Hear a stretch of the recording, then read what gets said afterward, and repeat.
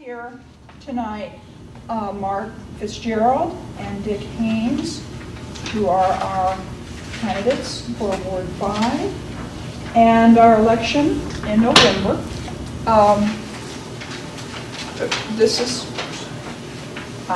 folks, I've only seen a few signs, so we're eager to find out where you stand on the issues, and so we'll have a little forum here, informal forum. Mr. Haines, would you like to start by addressing our meeting?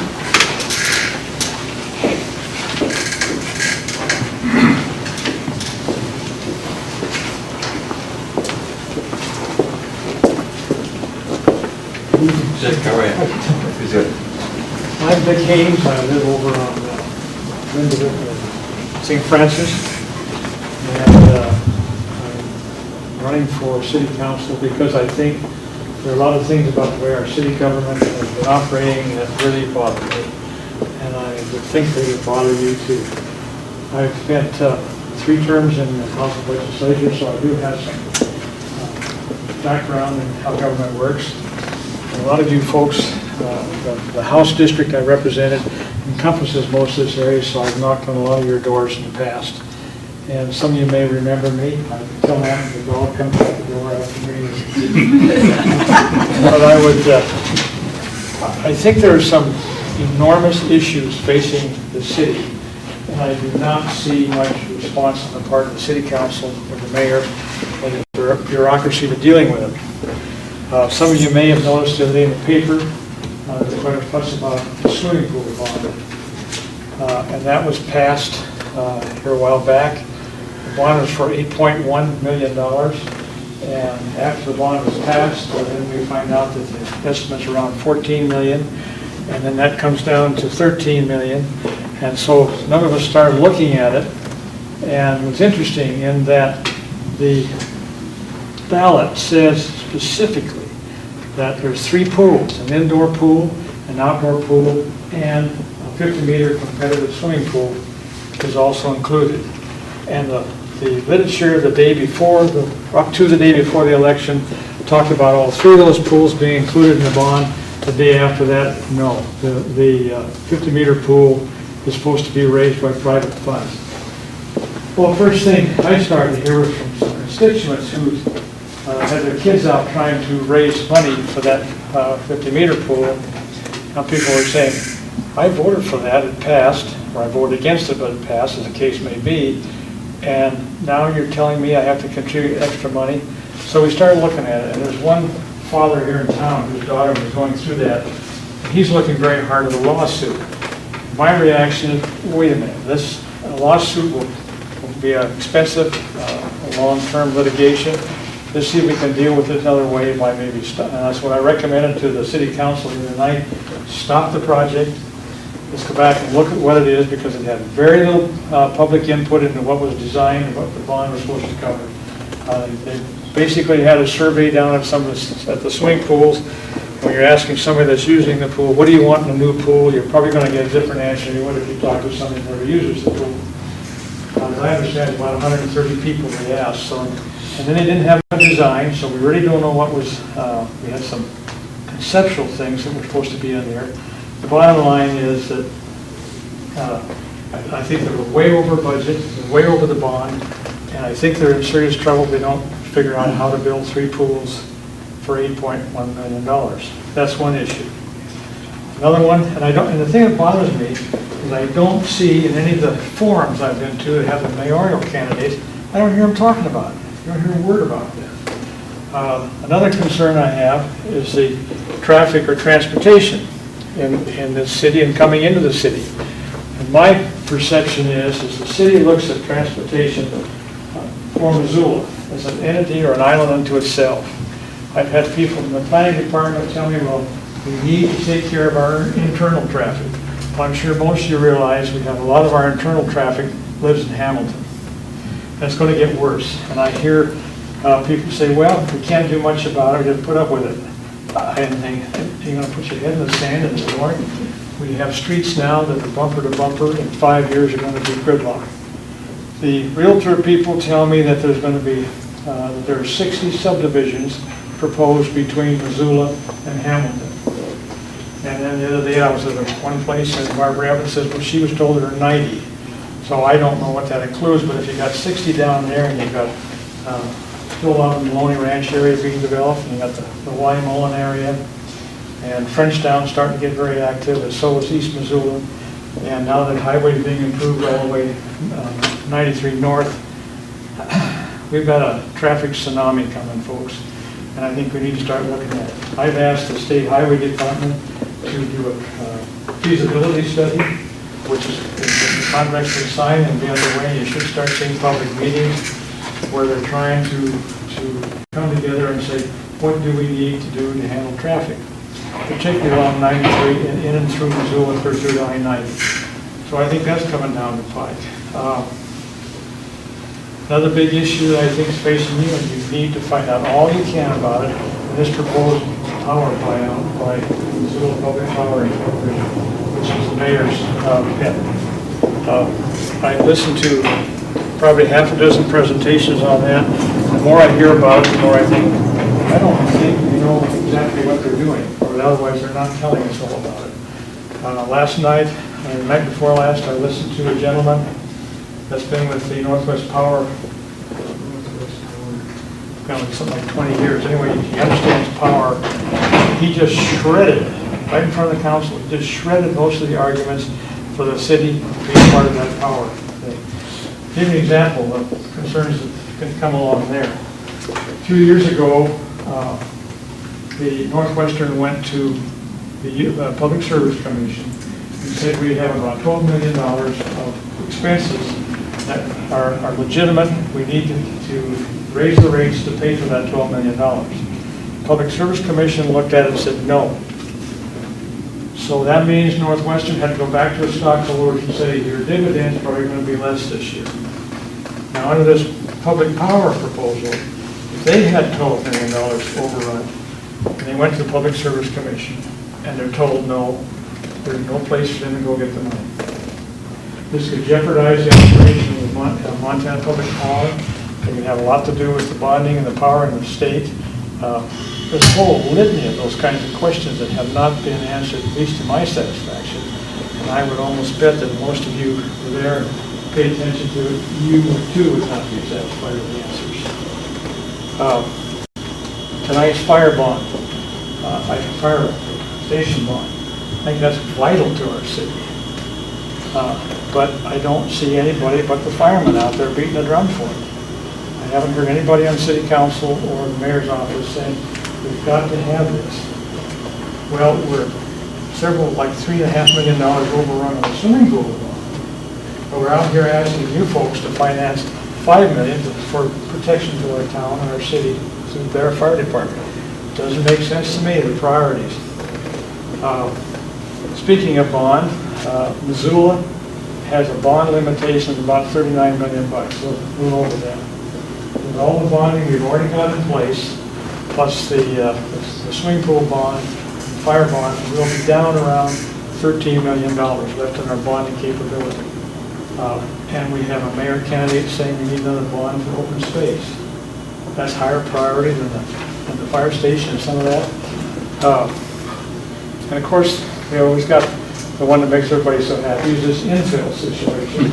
I think that's starting to cool down. I think finally everybody's got the message on that we don't want infill. I think there's some places you might build a house here and there on a vacant lot that's been there for 20 years. But basically, I think infill should go the way of better dollars or something. So those are some of the things I see facing you folks, and I don't see the discussion going on from your city officials about how to deal with some of them. So I'll quit there now. Thank you. Well, answer all the questions I probably can. Let's hear from Mr. Fitzgerald, and then we'll have questions for both of you, or either one of you. Good evening. I met some of you earlier when you came in. I'm Mark Fitzgerald. I'm also running for Ward 5 City Council. I'm the new kid on the block, if you will. I've only been a Missoula resident, if you will, for about 16 months now. I moved here last July. I've been coming to Missoula ever since 1996, I believe. My first visit here on a vacation, and fell in love with the city, the area, the state, and it's made a goal, so to speak, a personal goal to, if we could ever work it out, my family and myself, to work here and live here, we would do it. And it finally came to be last July. I worked for, opened a store here, and I'm here, and I'm here to stay. I have heard some comments from different areas, different forums I've been in, that a concern has been that because I have moved around a little bit with my company, that I wouldn't be able to fulfill a term, or I'd be transferred. To that, I can tell you that I told Starbucks that I wanted to come to Missoula. They didn't tell me to come to Missoula. Okay. So I'm here to stay, come heck or high water. So I want to put that issue to rest. The things that I see, the reason that I'm running, I've never run for political office before. This is my first campaign of any kind. But I love this city. I've loved it for a long time, even before I lived here. And I want to somehow help the city grow effectively, grow the right way. There's issues out there that we all face. Let's face it. There's growth, there's traffic, there's leash laws with dogs, there's concern about fireworks on the 4th of July. How do we outlaw them? Do we outlaw them? Affordable housing. Affordable for who? Okay, a very shrinking population can afford to live here unless they work 3 or 4 jobs. The quality of jobs that the city currently attracts is on the lower end of the scale. Very few offer benefits. So I'm about trying to work with groups in the city based on the city council, and collaborating with the Economic Development Corporation here, collaborating sometimes with the county to make life better for everybody, so that people that want to afford a house here can do it. People feel safe in the community. The presentation by the police department, I think, is a good one. The Neighborhood Watch program, to me, is neighbors, helping out neighbors, keeping track of neighbors for a very small cost. I can't believe that in a block you couldn't get everybody pitch in $2 to be on. The fire bond, definitely fire station bond, total support behind that. Actually, I think even with the 5th station, we're still almost a little bit behind the 8 ball with the way the growth is happening and going to continue to happen. So I'm for that. I'm for the police, adding more police as we grow, because as you get bigger, the bad element finds its way to you. They're going to go where affluence is, and with that brings a certain level of crime unless you stomp it out right away. So I'm for increasing our police presence and keeping our fire stations and our firemen well staffed. But mainly it's just I'm a 2-income family. We face the same struggles that a lot of you face every day. Is paying our rent or paying our mortgage, keeping gas in our cars, paying the bills, enjoying the open space and the great quality of life we have here. There's a lot that's good about Missoula. There's some growing pains right now. That comes with just being popular. And I just want to help steer this city, through those growing pains in a positive way, and hopefully sit on a council that's comprised of reasonable people that can come to a consensus and bring all sides of the table so that we can arrive at decisions and make the right ones and move Missoula forward. I would definitely appreciate your support in that in the November election. Thank you. Thank you. Mr. Haynes, you want to come back up here and maybe we can ask some questions of both of you or either of you?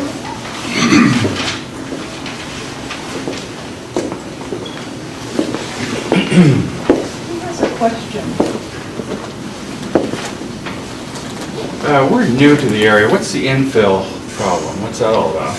There's several varieties of it, as I understand it, and I'm coming into this kind of on the tail end of what I think's been the storm over.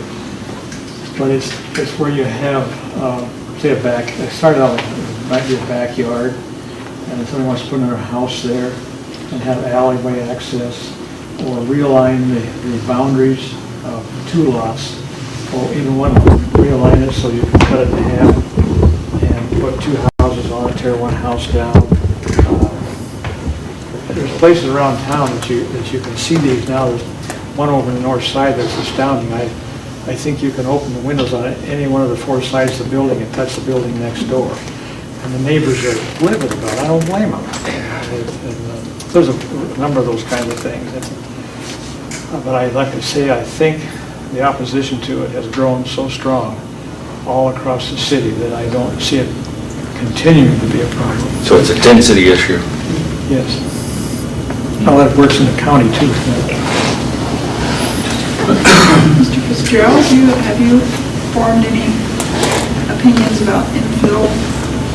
Yes, I share somewhat of the same view as Dick on what has happened in the past of refiguring lot lines and turning lots, from this way to this way to enable, a second house we build, or tearing down the one that's there, moving that to the front, have alley access in the second house. I don't think that was the nature of the law. It was written, back in the 30s, I think. So I don't support that kind of infill. I think there needs to be a very established parameter as to what a lot actually is in the city, and stick to that. And I think, based on what I've read lately and seen lately by the courts that they've decided on, the city has gotten that message, and I don't think you're going to see any more issues with alley houses or refiguring lot lines as far as that part of infill goes. I will say that, infill in areas like the old sawmill site next to the ballpark is something I think the city needs to move forward on. It's a site that's been abandoned. It's definitely got some environmental issues, I think, to it, but I think once it's cleaned up, it's a prime piece of property for redevelopment, whether it's commercial, residential, mixed residential, commercial. I think that's the kind of infill, if you will, that I would support moving forward, but I'm not in support of putting four to five houses on an acre lot where you can, as Dick said, reach out from any window and touch the house next to you. You have no yard. You have nothing in your investment, and really no way to grow it, in my opinion.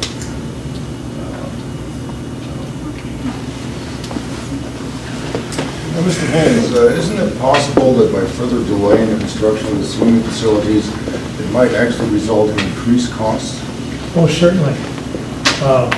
But if there's a lawsuit over it, because, and I feel very strong that there's a good possibility of that, that's going to cost us a lot, and probably would stop construction anyway. And I've administered a lot of construction contracts in my time. I think what I would like to see them do is bring it to a stop, and just don't lose the contractor. And recognize there'll be some delay of progress costs that the contractor will have a right to recover.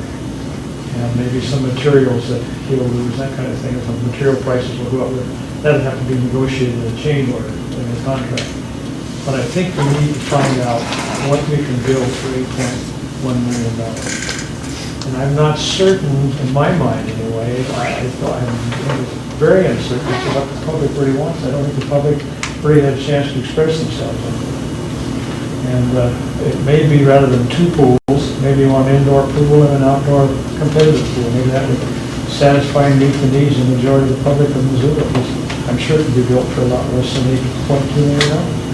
But isn't it likely that if anything less is built than is required in the bond issue, any further cuts, that would actually call into question the validity of the bond Oh, issue? yeah. Oh, yeah. There's a number of things like that, and I'm not a lawyer, wouldn't even pretend to be, so there's some concerns about that. If you change too much, it affects the bonding that the city can have. That's exactly right. So that may not be something, but then again, if that's what the public said they wanted, maybe it's time to go back and look at the bonding. I think that could be worked out in time to begin construction on what we'll do on that next spring. I hope that answers your question. Dick, one of the things, you and I and Bob Lovegrove talked about this, is the continuing problem with the city planner. You get an okay for a change in your house or your lot by one side of city planning, and then the other side says no. I've spent so far about $2,500 in various fees and contractor costs because of that over 2 years. And I think I have a solution for the ultra growth in the, on 93. Place city planning in charge of it. They'll say no, no, no. I say that half in jest, only half in Partly serious, too. I have knocked on a lot of doors in 4 campaigns, and this one is the 5th.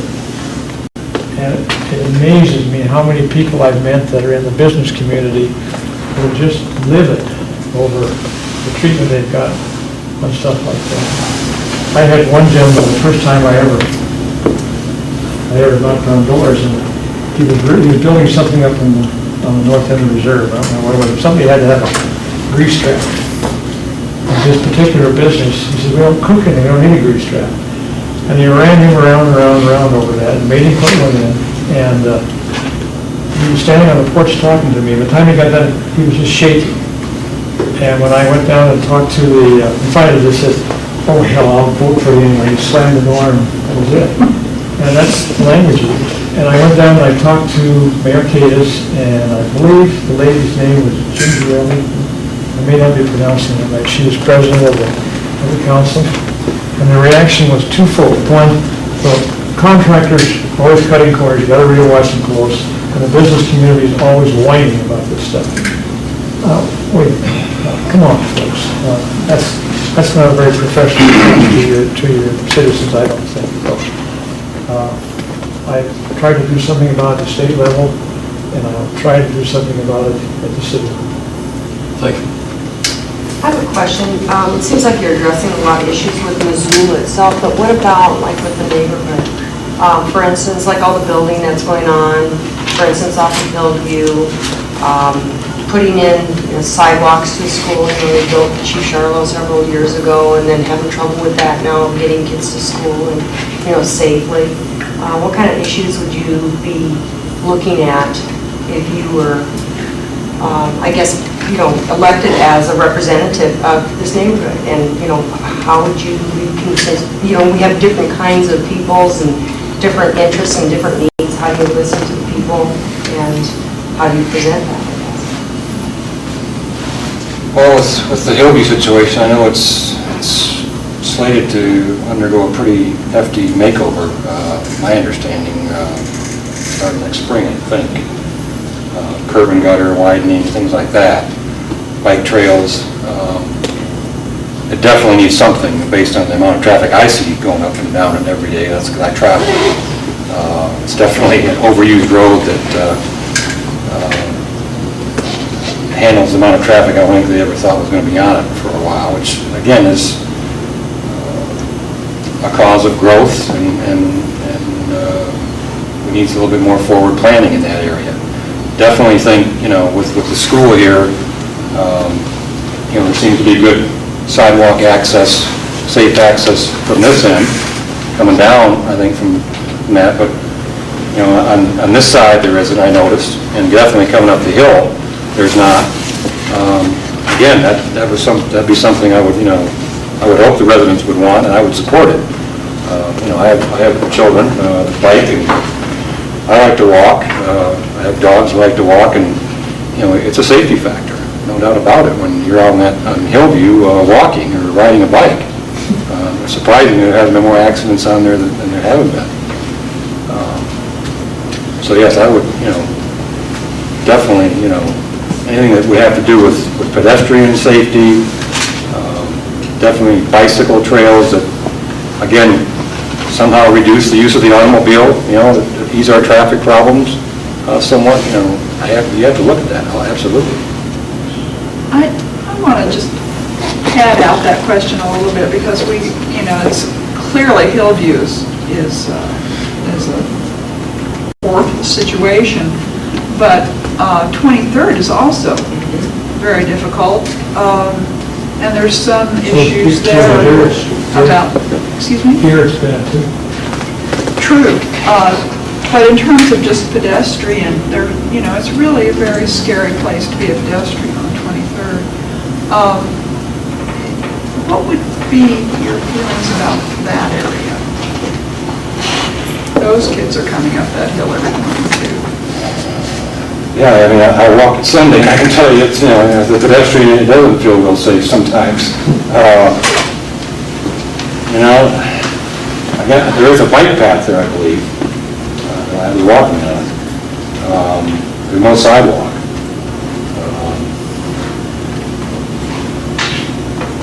Again, if you could put a sidewalk in, you're looking at, going into someone's yard to do that. You can't narrow the road at all. The amount of traffic on it is heavy, definitely in the morning and in the evening, going up and down. Either I go down Hillview or I go down 23rd. Mainly Hillview. But again, it's something that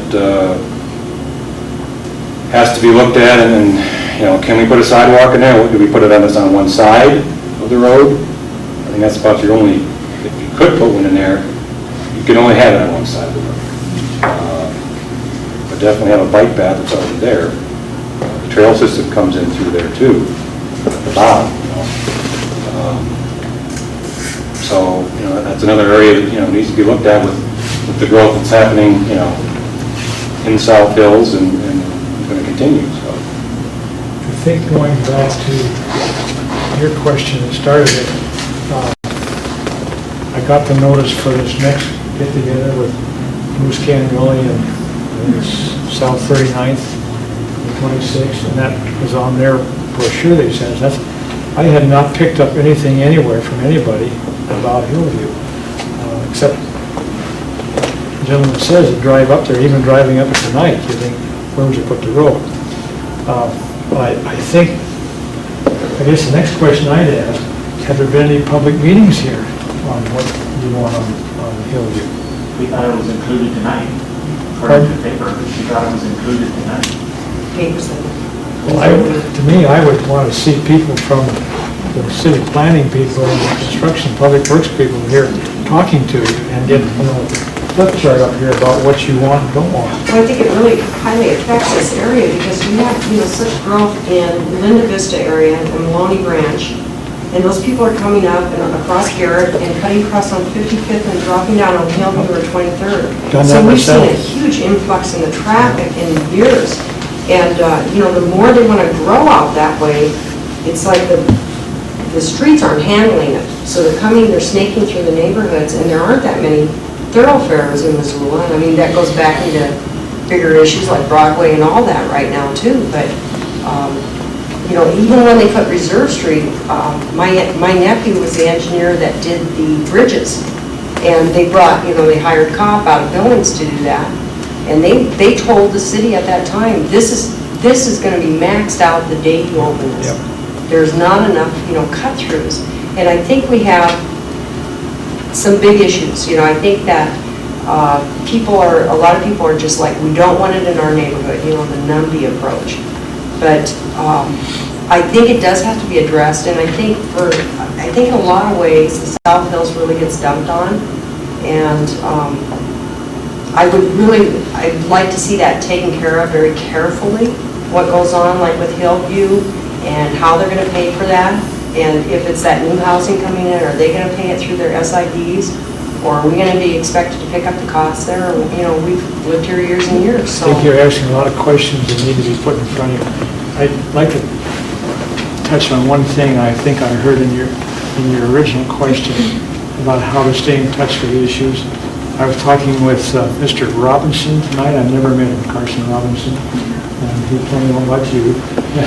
And I told him at that time that my plan, if I'm elected, I'm going to start coming to these meetings, because even some that are in parts of town, just so you have some idea what's going on and what people's concerns are.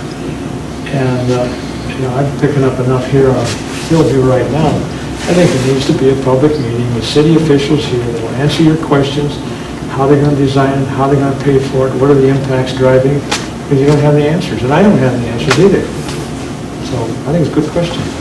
Well, I was concerned about this Hillview thing too, because according to the paper, there's going to be an SID to pay for it. And to me, that means we're going to pay for it. That's right. And, we've already paid for our share of Reserve Street and some of the other main streets that have been improved in the city. And, 39th Street. And it seems like a road that was poorly engineered to begin with has been a disaster from the time that it was built. It should really be the city's, part of the city's responsibility, and not necessarily one neighborhood. And I really think the city owes us a meeting on this issue, and I would ask the chair to take that information to the city council.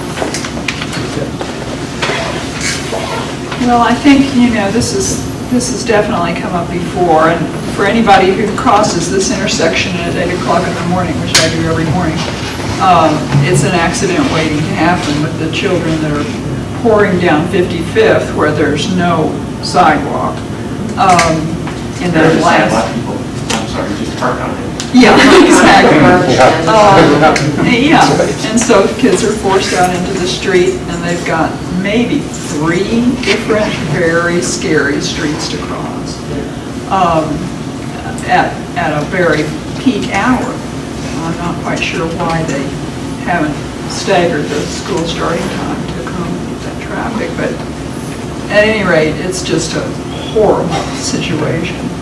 And this summer, when there was so much construction on it, we had an actual gully, a ditch in the middle of Hillview for 2 weeks that was not filled in. I mean, just amazing. Fun, wasn't it? And part of it was half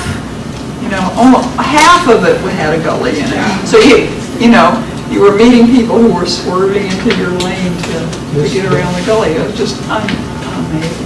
At any rate, I think it's a great idea, and I think we'll take you up on that and get something going here, and this would be a great time to do it, I think, so. Keep your eyes open for that. I got a point.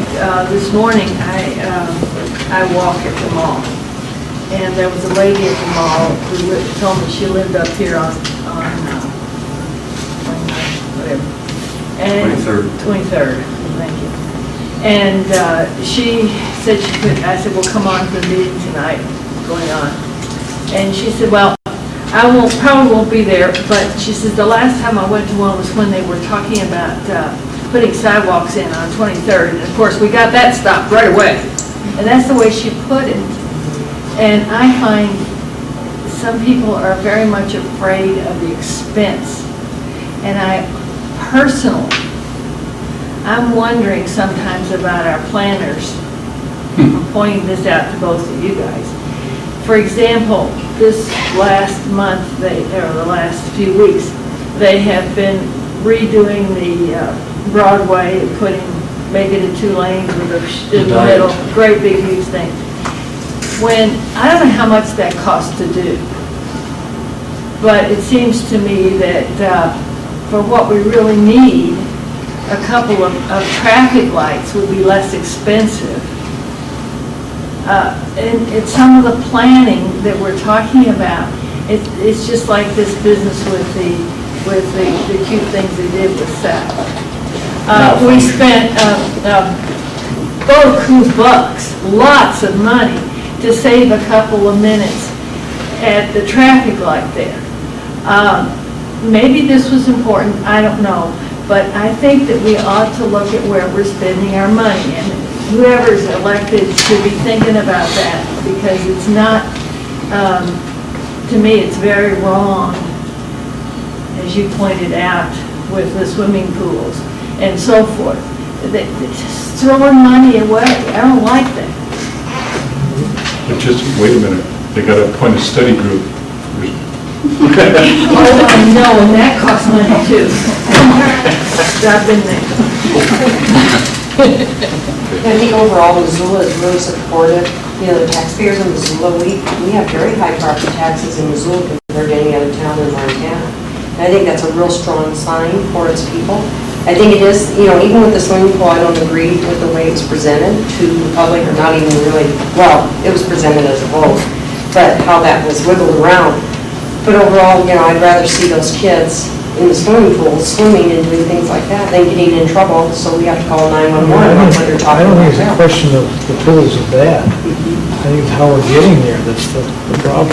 I agree with you, yeah. Right, and I think we need constructive programs And like that. it's just like Hillview. I think we both said Hillview needs some work done on it and updating it to handle the traffic it's getting today.